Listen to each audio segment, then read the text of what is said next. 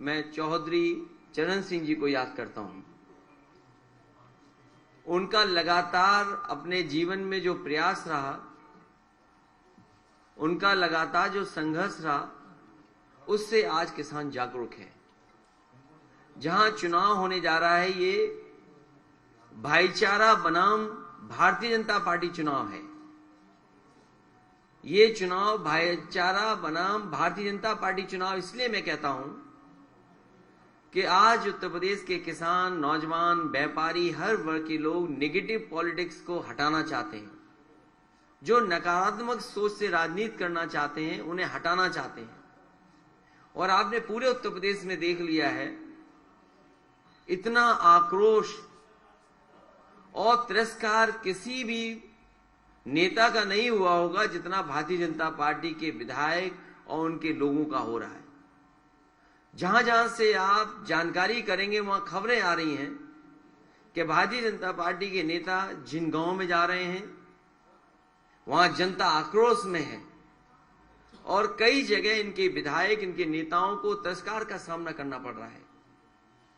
कल ही देश का बजट आया, कहते हैं अमृत काल का बजट है, अमृत बजट है।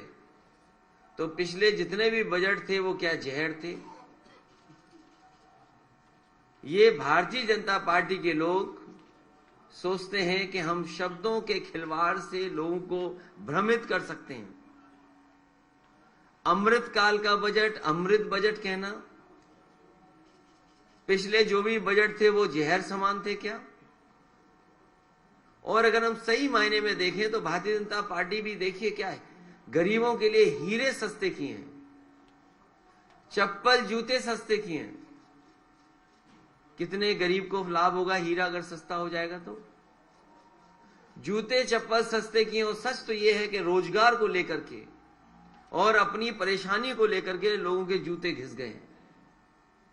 एक भी परेशानी का ये निराकरण नहीं कर पाए हैं।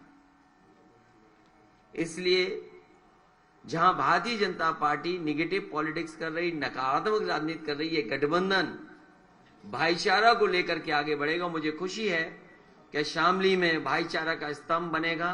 तीनों के तीनों प्रत्याशी गठबंधन के ऐतिहासिक जीत करके जाएंगे। हम भरोसा दिलाना चाहते हैं जनता को, जो समाजवादी पार्टी और गठबंधन ने वादे किए उन वादों को पूरा करेंगे। सबसे बड़ा यहाँ के कर्मचारियों की मांग हमेशा रही कि ओल्ड पेंशन बहाल हो। मैं अपने कर्मचारी संगठनों को और कर्मचारियों को भरोसा दिलाता हूं कि पुरानी पेंशन बहाल होगी। वहीं घरेलू बिजली के लिए 300 यूनिट और सिंचाई पहले की तरह किसानों को मुफ्त होगी। ये सरकार ऐसी है जो खाद नहीं दे पाई, अभी भी चीनी मिलों का भुगतान नहीं कर पाई। और जहां पर बिजली उत्पादन बढ़ाना चाहिए था, भारतीय जनता पार्टी ने केवल बिजली महंगी की है। जिसके पास भी बिजली का बिल आता होगा उसे जरूर बिल देख करके करंट लगता होगा। हम दोनों लोग, गठबंधन के लोग, एक उम्मीद के साथ जनता के बीच में आए हैं। उम्मीद और डर का चुनाव भी है। भारतीय जनता पार्टी के लोग डरा करके चुनाव लड़ना चाहते हैं। मैं आने वाले समय में भरोसा दिलाता हूं कि जिस तरीके से 100 नंबर जो अब 112 हो गई है, पहले तय था कि हर 8 किलोमीटर पे एक गाड़ी होगी या 12 किलोमीटर के बीच में गाड़ी होगी। अगर कानून व्यवस्था को और ठोस कानून व्यवस्था मजबूत करने के लिए अगर गाड़ियों को बढ़ाना भी पड़ेगा और फोर्स को बढ़ाना पड़ेगा, तो समाजवादी सरकार में फोर्स बढ़ेगी।